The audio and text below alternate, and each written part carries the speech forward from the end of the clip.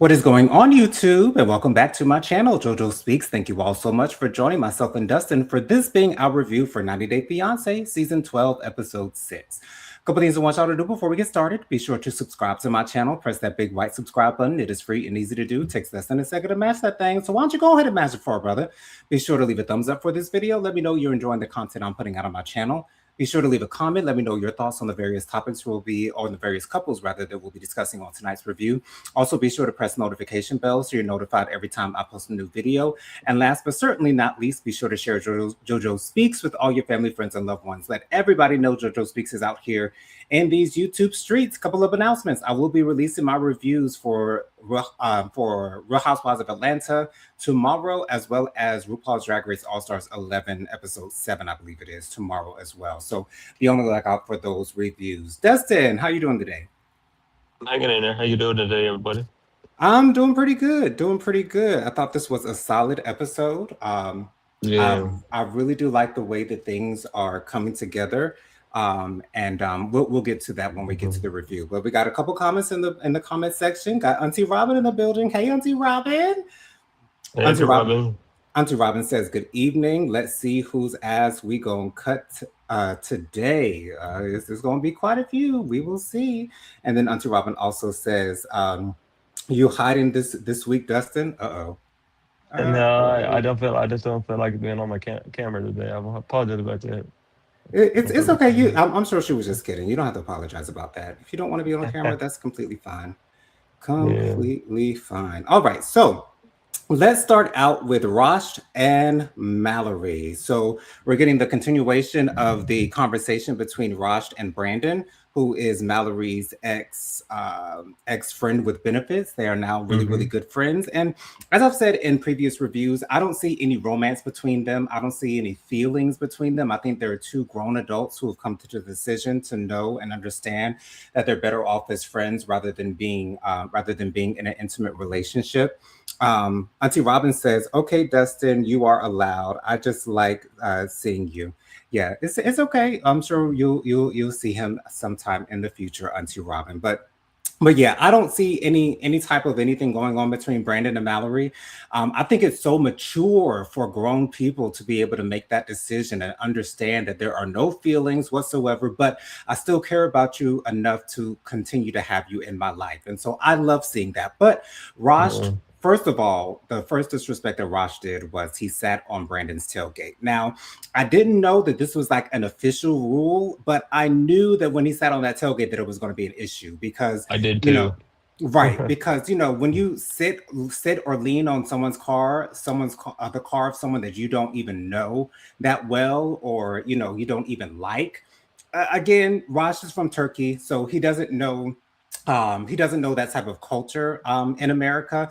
So I know that he didn't do it purposefully to annoy Brandon or to get on Brandon's nerves or anything of that nature. But I think that sort of kind of added to where this conversation was going to go. Lady Virgo's in the building. Hey, Lady Virgo. Lady Virgo says, "Good evening to everyone." Good evening to you, Lady Virgo. Thank you so much for joining us. Thank you so much for joining us. And then Lady Virgo's got another comment down here, and then we'll get to this conversation between Rosh and Brandon. Lady Virgo says to Auntie Robin, "Hey, Auntie Robin, happy Monday." So, Rosh basically asked for Brandon to cut all ties with Mallory. He told her to not call her anymore, not text her anymore. And Brandon said, "You know what? To get respect, you're going to have to give respect." Right. I understand where Brandon was coming from with that. Down here in the comments, Auntie Robin says, "Hey to Lady Virgo." But I'm glad that Brandon didn't, start throwing punches because, to be honest, like this is where the difference between cultures and traditions and things of that nature get kind of murky because I don't think that these two will ever get on the same page as far as Mallory's relationship with Brandon is concerned. I think this is going to be an ongoing conflict with those two. And I really don't want to see this happen because I truly do not believe that Brandon and Mallory have any interest in each other romantically at all. All they had was sex. And again, Raj being upset about this is still valid, at least to me. However, when you get when you're able to sort of kind of like read the room and see their interaction and see that there's really nothing there, I don't see Rush getting to that point. Auntie Robin says down here in the comments, before I comment again, I know this is a 90-day review, but how about those Knicks? Yes, that's actual, absolutely, Auntie Robin. I was definitely rooting for the Knicks to win, mainly Mhm. because they were sort of kind of like the underdogs in the whole situation. Um, Mhm. I was very happy for them. I won't say that Donald Trump was the reason why they lost the game last Monday. I'm not going to say that, but hey, you know what And I'm I saying? think it They was. Mhm. all right. I'll say I do. that. I do too. But you know, we ain't got to say that out loud. But anyways, so yes, I was very happy for the Knicks. For them winning. Their team captain, he's a very nice looking light skinned young man as well. So shout out to the Knicks. Mhm. Shout out to the Knicks. But yeah, Rosh does not seem to be moving on this idea of Brandon and Mallory completely cutting ties. And Mallory has said out of her mouth in previous episodes that she does not plan on doing that either. I don't know why Raj doesn't have this conversation with Mallory. I think Raj is in a position where he feels as though he's the man of the house. He makes all the decisions, and what he says goes. And with a woman like Mallory, that ain't gonna happen at all. Mhm. I Brandon's clearly not going anywhere. Mallory's clearly not going to be cutting any ties. I support them still being friends because they clearly have a great relationship. Um, I just don't know how Ross will be able to get past this. And I simply just do not see him getting past this at all. I don't I either. just want him to have Mhm. a conversation with Mallory, maybe Mallory and Brandon together about this, just to get a full understanding of their relationship and where their boundaries are. Dustin, what are your thoughts on this whole conversation? Do you think Rosh will get past this eventually? What do you think will No, I do happen? not. I don't think I don't think it's ever gonna get past it. He puts me in amongst somebody that will never get past it. I'm sorry, but that's the way it makes me feel about Hmm. that. I don't think it's ever gonna get past it. I don't think it's ever gonna get easier with that situation. And honestly, I don't know. I think I don't think I don't think she quite understands where he's coming from. To be honest, honestly, I don't know. All I could do is pray for the couple Jonathan because I don't think it's gonna work out. Yeah. Do you think this will be an issue that might break Mallory and Raj up? Because I don't see them getting past this, to be honest. Yes, I think they're gonna. I don't think they're gonna be together for the long haul. Yeah, I hope that Raj and Mallory stay together because they make a beautiful couple. They're clearly both very much into one another and have really strong feelings for one another. And I don't want this, what I would call a misunderstanding. And I do Right. think that there is a language barrier there as well, because just seeing Ross trying to get his words together during that conversation made me feel as though he truly does not have a full understanding of the extent of Mallory and Brandon's relationship, or friendship rather, not their relationship, but their Friendship. friendship. And They used to be in a relationship, and I think that's what he's worried about. Hmm. well, they weren't in a relationship; they were just friends with benefits. So it was just sort of kind of a sexual thing. But I Yeah. don't think they ever said that they were really boyfriend and girlfriend. I think one of them might have wanted to take it that step further, but maybe the other did was not interested in that.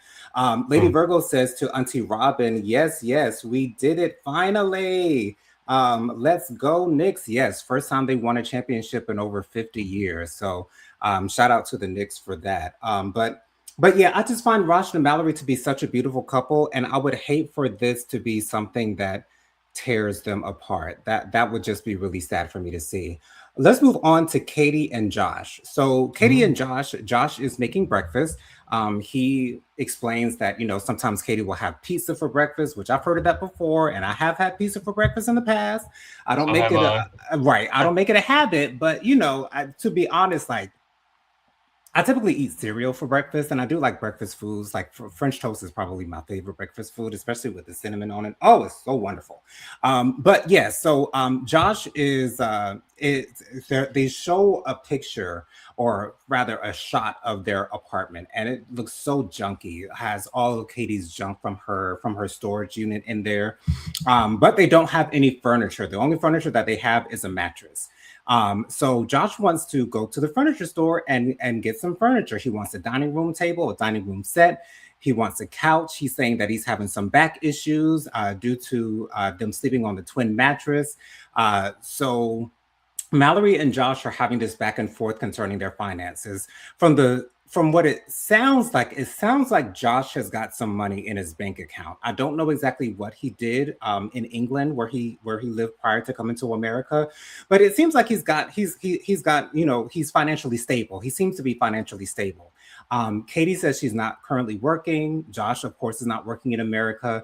So Katie's trying to, trying to hold on to every single cent that they do have. And the most frustrating thing about this whole back and forth between Josh and Katie concerning finances is that she's not taking into consideration the pain that Josh is feeling from his back. She doesn't care about that. Like, she doesn't want to spend the money. Like, she does not care. And they go to the furniture store. He sees a couple things that he likes. Katie still is rejecting everything that Josh is considering them doing a purchase on. To be honest, I don't know why Josh just doesn't pay for the furniture himself. Um, I guess maybe he has feelings about that. I don't know, because I feel as Well, though if he has the money, why doesn't he just buy it? But maybe he doesn't have the money like that. I don't know. Dustin, you were going to say something? well, somebody that has chronic pain from my back and my scoliosis, as you Hmm. got as you know, Jonathan, I have scoliosis and I also have hip dysplasia. So somebody that has chronic pain from that as well, I understand where he's coming from. I'm in the Absolutely. understand where he's I coming from. Yeah, I definitely understand where he's coming from. So actually, I'm in the process of fighting my insurance because of my medical insurance because of my surgery stuff. So the process of doing that as well.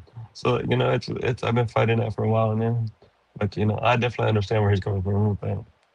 Right, exactly. Auntie Robin says down here in the comments, breakfast specific foods is a man-made construct invented to advance capitalism. Oh, wow. Your stomach doesn't know what time of the day it is. That is true. That is very true, Auntie Robin. Auntie Robin also says down there in the comments that Katie was pretty ridiculous. She really was.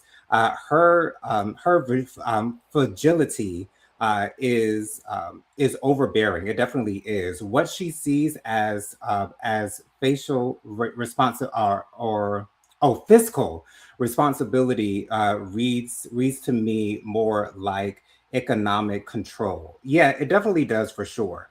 And the thing is, when Katie is talking, she just has the straightest look on her face. It's like she's got resting bitch face. It's really annoying for me to watch. Auntie Robin also says, I believe he has the money. I think so too. He told us that he has money set aside to support his move to the US. Yeah, he has money, but I'm thinking that he doesn't want to have to go all in it all alone. I think he wants for Katie to help him with these purchases because they're both going to be using the furniture. So I get that. Auntie Robin Bonnelly says, and her hunt for free stuff is just like her body. Oh, her body um, getting and oh her body getting it and giving it all away for free is a way of life for her. Yeah, it definitely does seem like a way of life for her. She doesn't want to have to work for anything.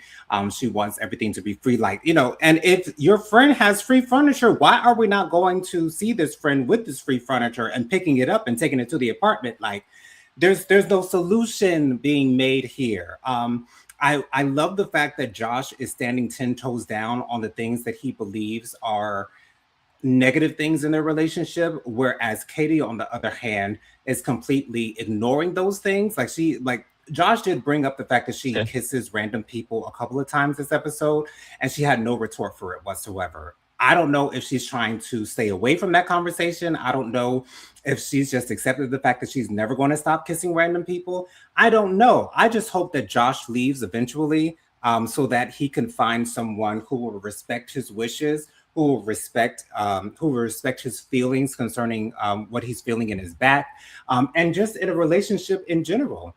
Auntie Robin also says probably because that free furniture might might look like that mattress of hers. Yeah, that's what I'm thinking as well, Auntie Robin. Dustin, what are your thoughts on this whole thing between Josh and Katie, her trying to hold on to all of their money for as long as possible, and Josh having this back problem? I understand that you address the fact that understand what he's feeling, but what are your thoughts on this dynamic between Josh and Katie? Because it doesn't seem like at this point that they're going to make it.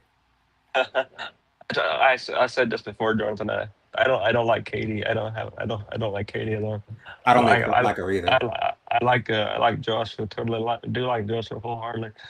Like Katie is very controlling, and I don't think that she realizes how much she's really controlling. She is. I think she realizes it though. And I do from voting watching it. But I don't think it's gonna work out. So Yeah, me that's either. Auntie Robin also says down in the comments, what do Katie and Shay, I think she meant Josh, have in common?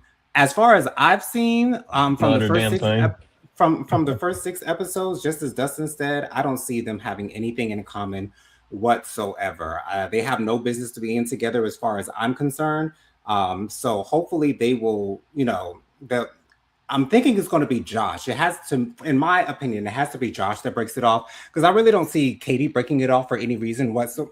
Excuse me, any reason whatsoever. So I'm looking forward to the day that I see Josh, uh, Break it off. breaking it off, circa Ziad and Emma from before the 90 Days, the last season that we reviewed. Auntie Robin also says down in the comments, oh, I get it. What some of us see as an unnecessary ride on the struggle bus, Katie sees as sport. Wow. She has contradicted herself for free, for sure. Remember, that's how she lived in Europe. Exactly. Just pet sitting and living rent free. Yeah, she clearly does not like working for what she needs to earn. But some people live like that, and that's their business. Auntie Robin also says, no, I meant Shea. Oh, Shea. Gotcha. Okay. I don't see. Well, let me finish the comment. They both get loose when, oh yeah, when the liquor slips past their lips. Absolutely, yeah. But I still think Shay is a little bit more mature than Katie is. I think he's a little bit more responsible than Katie is as well. But they definitely do have both of those things in common as well. So it is what it is. But I actually like Shay, and I don't like Katie at all. And then Auntie Robin says, sorry, Shay. So that's all we've got for Katie and Josh. Let's move on. Who do we want to Yeah. talk about next? Let's talk about Marissa and Edward next. When I saw the preview for the next episode and saw that Edward is going to meet Marissa's parents on the next episode, That ain't gonna go well. That ain't gonna go well. They're I'm not gonna. thinking, They're I, they're I not. was, Mm, I they're was, not I, gonna. They're not gonna like each other. yeah, I was thinking the They're not. same thing, Dustin. And I don't know if that was Marissa's mother that was talking to the camera, but she That looks was her younger mother. than that. She looked younger than Marissa to me. So But that confused. she had her at a young age. But Oh, okay, okay, that makes sense. But that still doesn't. well, she's had a lot of plastic surgery. She's had a lot of plastic surgery. Okay. Yeah, but anyways, so Edward and Marissa start out with them in the kitchen, getting ready for Right. their day. It looks like Marissa's about to take the boys to Edward is no, they started out with the night before. Edward and Mm, Marissa are making dinner. I didn't expect to see Marissa cooking. To be honest, I really didn't see Marissa cooking anything, but I did see Edward cutting up some potatoes and things of that nature. They sit down, they have dinner. Edward is trying to ask the boys some questions. Things are looking awkward. And here's what I have to say about this whole interaction on this particular episode. When you bring a new man into your home and introduce him to your kids, and you have cameras in front of you, it's going to make things 10 times more awkward and 10 times more hard to get a valid conversation going. Um, I can see Uh, the hesitation in Marissa's kids with them not really wanting to talk that much. And I don't think it's because Edward's there. I think it's because they have a camera in front of their face. So I don't think we're getting the reality of their situation. I think we're just getting an amalgamation of the kids just being really nervous around the cameras or possibly even uncomfortable with the cameras being there. And I do think that that is unfortunate because I just wish, although I don't want Marissa and Edward to really work out, to be honest, I don't see them having anything in common just as much as I don't see Josh and Katie having anything in common. But it was just unfortunate that it seems like these cameras are kind of blocking Edward for being able to create a meaningful relationship with Marissa's kids. He asked them if they have any boyfriends, and then they immediately asked to go to bed. So then the next day, Marissa is getting the boys ready to go out. I'm believing, or I'm at least assuming that she's taking them to school. Edward is sort of kind of on his phone, and Marissa has pretty much done everything that she needed to do for the boys. But at the same time, she's feeling a little frustrated that Edward is not present in the moment. And this is something that Jennifer has been telling me a whole lot about because I tend to be in my phone quite a bit, especially when I'm out and about. And she wants Edward to be present with them in the moment. Auntie Robin says down here in the comments, so much about Marissa is so wrong. She is the true meaning of I pay the cost to be the boss. Absolutely. And she will throw it in your face every second chance she gets. Auntie Robin also says she is bossy, considering I'm sorry, condescending. Yes, very condescending, manipulative, and one track minded, for sure. For sure. I agree wholeheartedly, Auntie Robin. Auntie Robin also says, I don't know that she cooks as a habit. Doesn't seem like it. I hated how she interacted the entire episode. Yeah, and when he's asking all these questions to her kids, she's just sitting back and watching them do it. Like, the thing is, I wish that she would encourage the kids to be a little bit more open with Edward, but Marissa's just sitting back and watching it all go down. Auntie Robin mhm. also says the man moved from his home country, but she was pissed that he was talking to folks from home. Yeah. My goodness, if that's what it takes for him to adjust, let him be. Yeah, he was talking to his mother on Zoom, and Marissa was upset with the fact that it was on speaker. She didn't want them, talking loudly, and it's like what, like just like Auntie Robin and Dustin have said, she's way too controlling for me. Auntie Robin Mhm. finally says Marissa has a mildly quiet high expectation, my mildly quiet high expectation of Edward's role in the home. She is pushing him to take on a more parental role.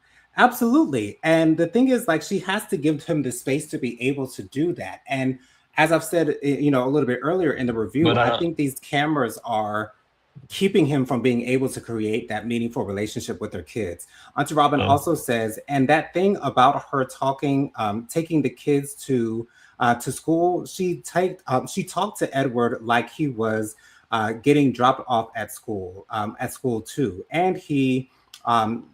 And the way he was relegated to the back seat of the car, that I saw that coming, Auntie Robin. I didn't have that much of an issue with it. I think that's because I'm sort of kind of on Marissa's kids' side as far as this whole situation is concerned. I really don't think that Marissa's kids are comfortable with Edward living with them. They don't seem to be comfortable with Edward living with them. So I sort of kind of get why Marissa's son did that. But I think that further tells us what Edward's position is in this family. He's clearly at the bottom of the totem pole, which I guess we should expect that when he's the newcomer coming in. But for that to be thrown in his face constantly to me, it's unacceptable. Marissa has a conversation with Edward in the car after she drops the kids off at school.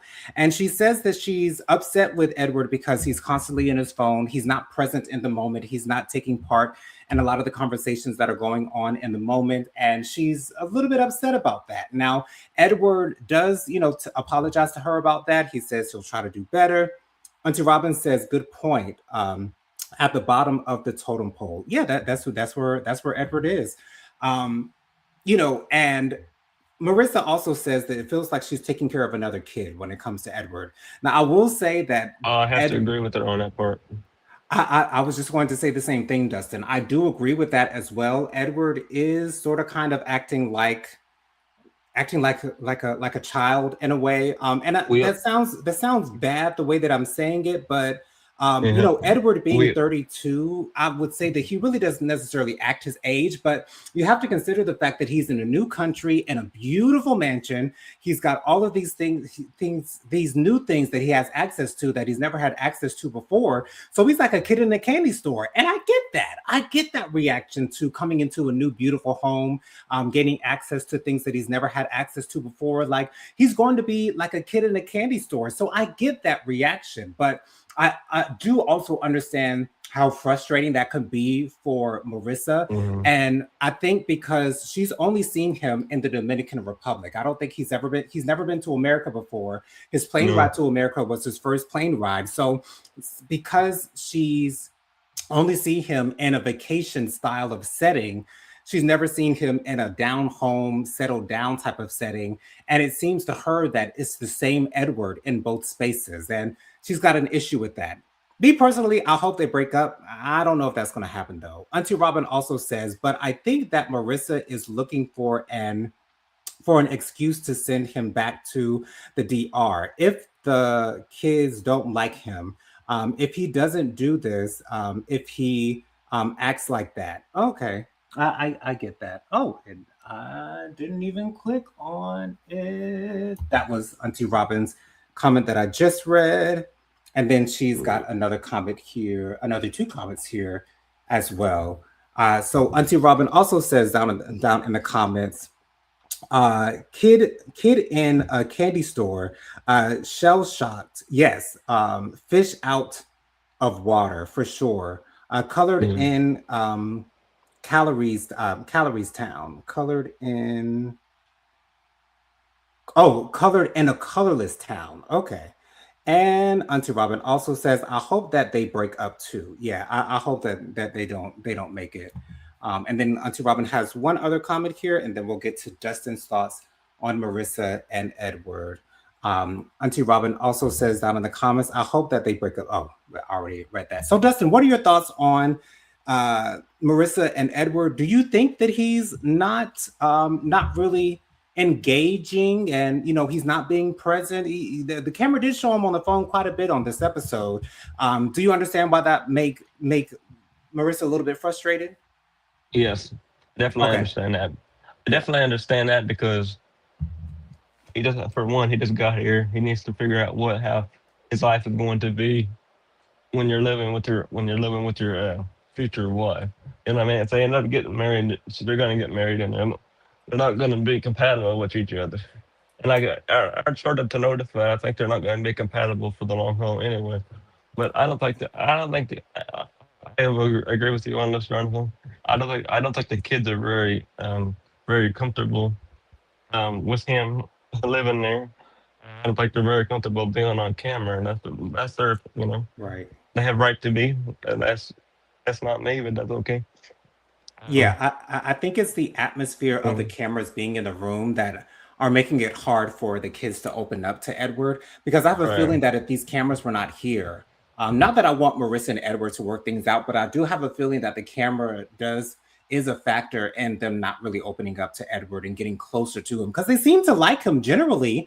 I don't know if they're necessarily comfortable with him living in the house with them, but it does seem like that they have a decent relationship with him. Like he wanted to give both of them $50. He gave the younger son $50. He took it and snatched it. He didn't necessarily snatch it, but he took it. He said thank you. And then the older son, he gave them. He wanted to give him the same $50, and the older son did not want to take it, and he said that he wants people to be able to keep their money. He doesn't want them to have to give it out and things of that nature. And I respect that about him, and I think that shows that Marissa has at least taught him the value of money, um, and earning it.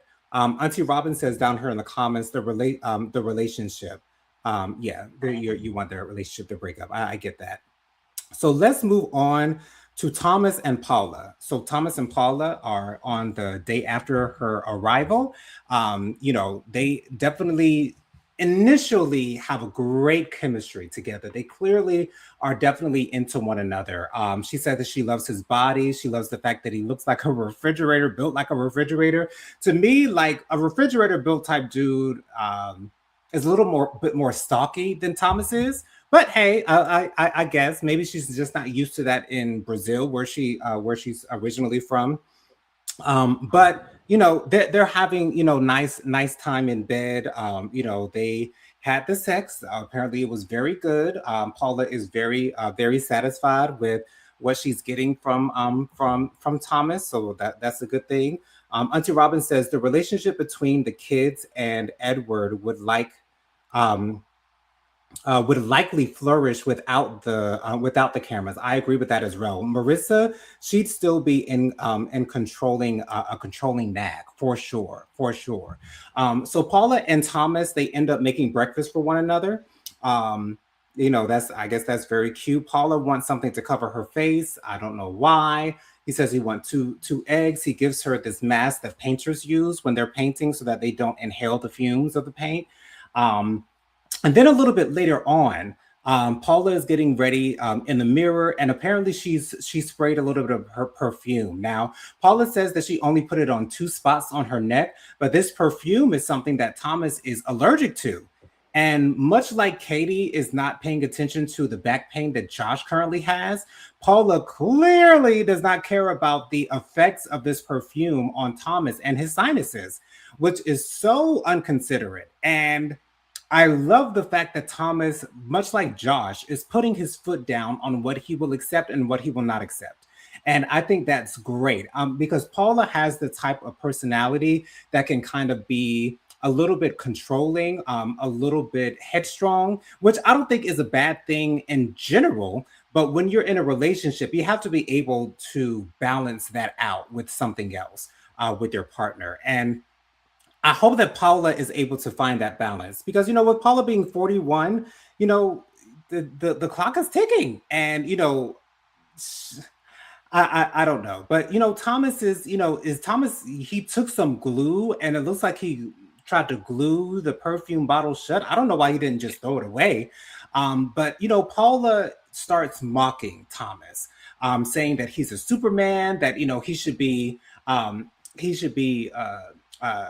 looked at by scientists, that his nose is too strong and things of that nature. And Paula is clearly not taking Thomas's issues with this perfume seriously, which I think would probably cause some bigger problems for Thomas and Paula later on down the line. Dustin, what are your thoughts on what happened between Thomas and Paula this episode? It shows me that she doesn't care about she doesn't care about him at all. I get the feeling she doesn't care about the kid.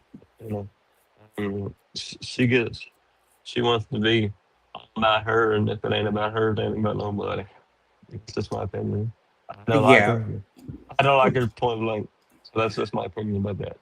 Paula is sort of kind of like Dr. Jekyll and Mr. Hyde in this situation for me because she was so sweet towards Thomas at the beginning of the episode. And then when we get to something as little as her not spraying perfume in the apartment is an extremely small apartment. So anything that you spray in there, you're going to probably smell it all throughout the apartment. So for her to be so inconsiderate of his wishes concerning his well being is a complete red flag for me.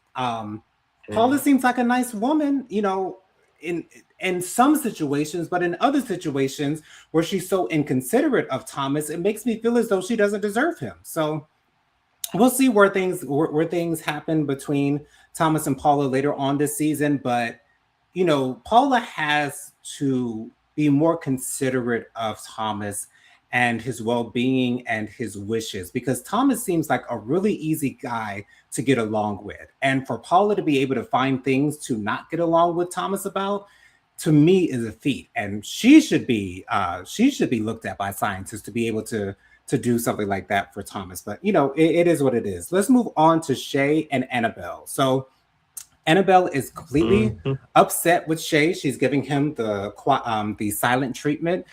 She's not happy with the information Shay shared with her in the previous episode that they were a part of.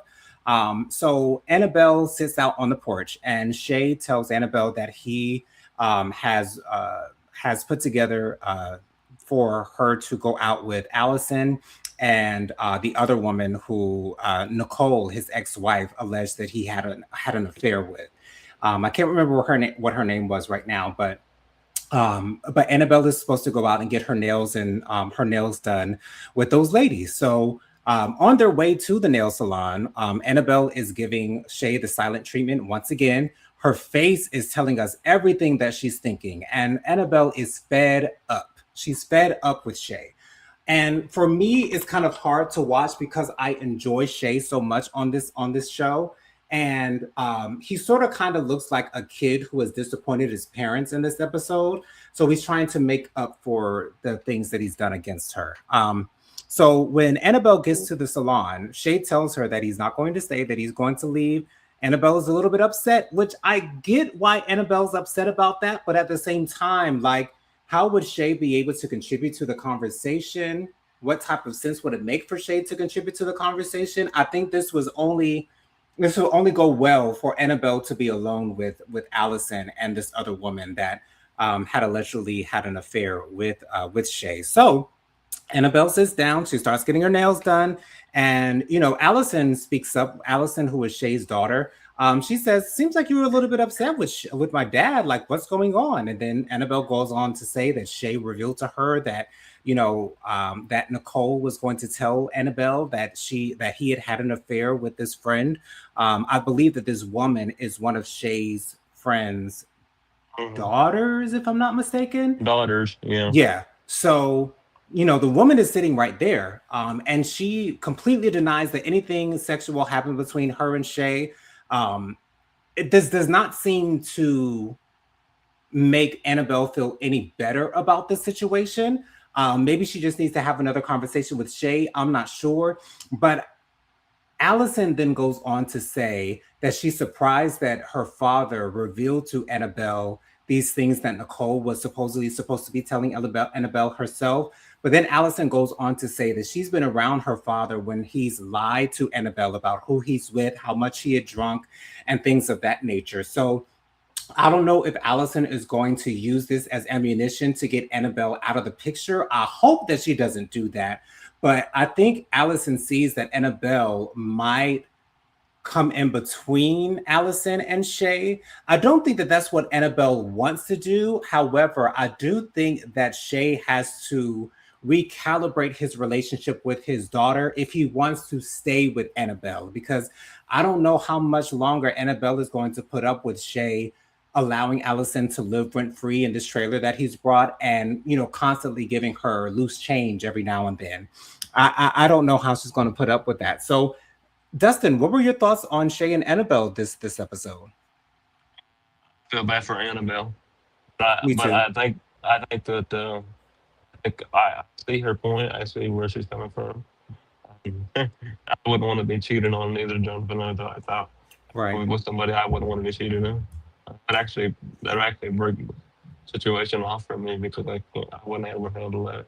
You know, that's just me. I couldn't handle something like that. So I don't think I don't think there would be if you cheated on me. I don't think there would be any relationship at all.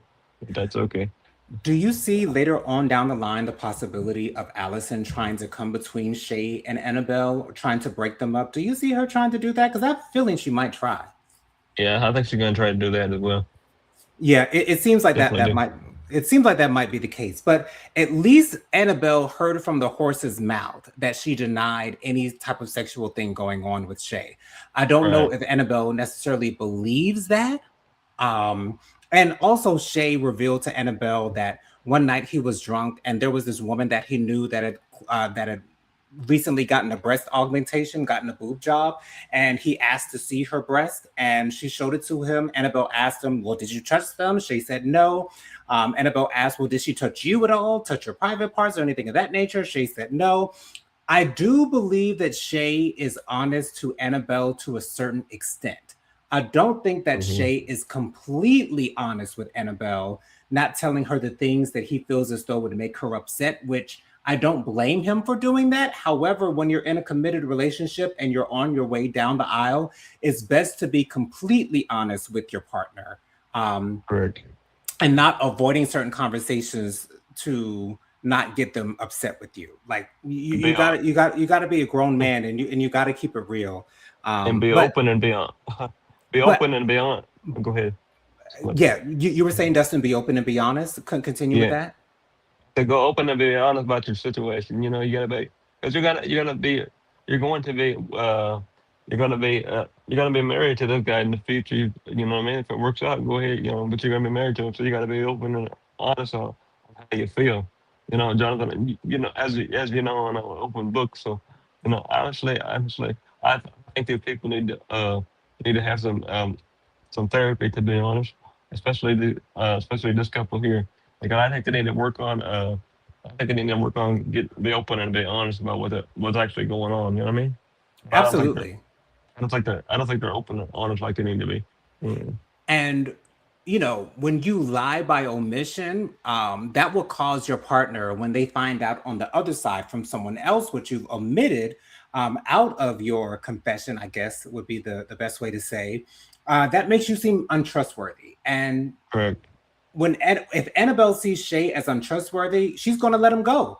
Although Annabelle may love Shay with all of her heart, if she feels like she can't trust him, I see Annabelle as the type of woman who's going to leave the relationship.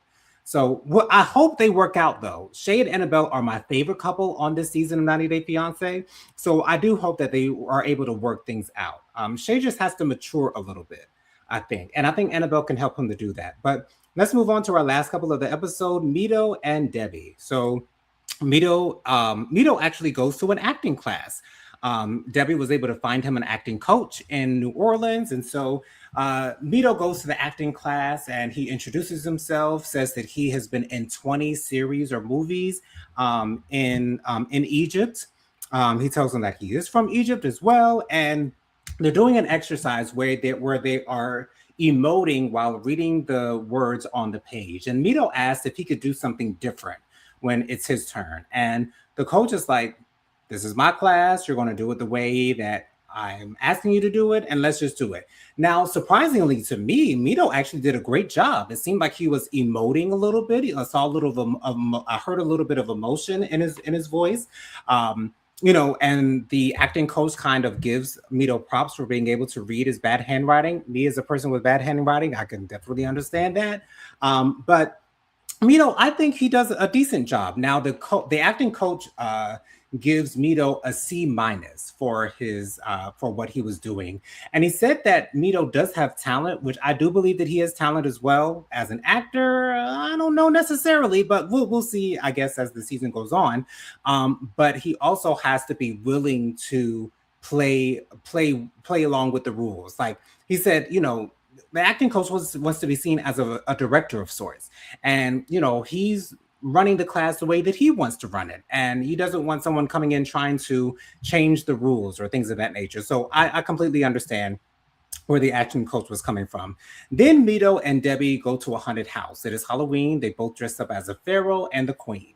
We're also meeting up with two of Debbie's friends and their significant others. And when they get to the haunted house, Mito is having the time of his life. And Debbie's friends point out that they feel as though Mito is putting on an act, which I tend to agree with as well. Mito is not scared by anything. Like someone jumped out in front of him and sort of kind of screamed at him, and he didn't flinch whatsoever. So I don't know if Mito is necessarily enjoying this, but he doesn't seem to be affected by being in a haunted house. Whereas the whole time they're going through the entire haunted house, Debbie's got her hands on her face. She's really, really scared. And Mito's not paying Debbie any attention whatsoever. Uh-huh. Whereas the other two couples are holding hands the entire time, they're interacting with one another, where you would think that Mito was there by himself because he was not interacting with Debbie or her friends while they were in the haunted house at all. He's talking, he's interacting with the actors that are in the haunted house. So it seems like he's really not caring about Debbie that much. Auntie And Robin says, he don't when care about her. He don't care about her a lot. So that's just my opinion. yeah, it doesn't seem that so it doesn't seem like that's the case. Auntie Yeah. Robin says, when Mito called her a bitch, I went straight straight to Queen Latifah. Who you call it a bitch? That is my favorite song from Queen Latifah, UNITY, Unity. That is my favorite song. I punched him dead in his eye and said, "Who you call it a bitch?" Yes, I love that, Auntie Robin.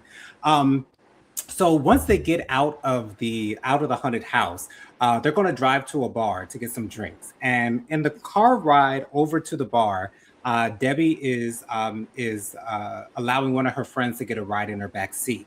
And Mito is completely silent, just looking through his phone. It sounds like he was watching some Egyptian videos on his phone as well, while Debbie and her friend are talking back and forth. Mito was not engaged in conversation whatsoever. So once they get to the bar, Debbie goes into the bar to use the bathroom. And when Debbie's friend gets out of the car, she talks to their other friend and lets them know that Mito did not talk at all during their on their ride over to the bar whatsoever. And so Debbie gets back into the car and tells Mito that they need to have a conversation. And Mito seems to be extremely agitated. He's completely different from the way that he was in the haunted house. So it seems like Mito really doesn't want to be there anymore. I don't know if that means he doesn't want to be in the car with Debbie, if he doesn't want to be in America with Debbie. I don't know what the cause is of Mito's frustration whatsoever, because it's like a light switch, much like it seems like he's like sort of kind of like Dr. Jekyll and Mr. Hyde in this instance. Auntie Robin says one of the characters that Mito has brought us is that of the bipolar immigrant. He comes off as crazy. Yeah. Comes off to me like that as well. Um, and it's really interesting to me that that he can be one way in the haunted house and a completely different way while he's in the car with Debbie. And Mhm. Mito and Debbie get into a big fight. Mito keeps asking her, "What is the problem? What is the problem?" I don't know what is keeping from Debbie to be able to vocalize what her issues are with Mito. But Mito eventually says that he'll just go. He just wants to go. And Debbie sort of kind of kicks him out of the car. And Debbie tells the producer that she's done and Mito has to go back. Um, the producer comes to Debbie and asks her what's going on, and she's like, she's done with Mito. Um, this whole situation seems sort of kind of like a breakup to me. And then when Mito gets out of the car, he's talking shit to Debbie. And then he starts talking shit to her friends, and Debbie's friends are trying to stand up for her, which I really do appreciate. I think Debbie's friends sort of kind of see the writings on the wall. They tell the camera that they hope that Mita was not just here for his acting career, but I think everyone sort of kind of sees that that is what the case Yeah, I is. see that as well. Auntie Robin says, Joe Nathan, did your thoughts about Mito change from charming and entertaining to something else when he called her a bitch? Here's my thing about Mito, Auntie Robin. Nothing that Mito does ever surprises me. So when he called her a bitch, that further um, solidified the fact that I know that Mito was not here for Debbie. I don't think Mito has any romantic feelings towards Debbie whatsoever. I mean, on this episode, this was the first time that they kissed on the lips since they met in the airport that I've seen. I'm sure they probably kissed on the lips other times that the camera did not catch, but on camera, this is the first time that they kissed on the list since they met in the airport, since she picked him up from the airport. So I have a feeling that Mito has no romantic interest in Debbie whatsoever. Now, where their relationship goes from here on out, I do not know. We did not see a preview of them being in the next episode, so we're probably going to have to wait 2 weeks before we see them again. But for me, it seems like they have broken up. And I don't see how Right. Mito will be able to get back into Debbie's good graces. From my standpoint, it seems like Debbie is done with Mito. We'll get to this comment from Auntie Robin, and then we'll get to your thoughts, Dustin. Auntie Robin says, Okay. "Imagine Mito wants to be here for his acting career, So much so that I wouldn't put it past him to hide out on that he isn't hog tied and taken to the airport to go back. Yeah, that seems pretty interesting to me, Auntie Robin. And then Auntie Robin also says down here in the comments, hold on, let me get this up. And then Auntie Robin also says, there is no coming back for Mito. That's what it seems like to me, Auntie Robin, as well. It seems like Debbie's done to me. Justin, what are your thoughts on Mito and Debbie this episode? I think they're pretty much done and over with. So I think there. I don't think there's gonna. I don't think there's gonna be a way to come back from this. Especially for Debbie. I don't think. I hope that. I think they both deserve better, to be honest, Johnson. So that's just my opinion with that situation. Yeah, I would love to see Mito with a woman that he's actually interested in and see him be playful with her and be jovial with her and go for his acting career, go for what he wants to do in acting. But, you know, for me, I would say on one end that Debbie does not deserve to be treated like this.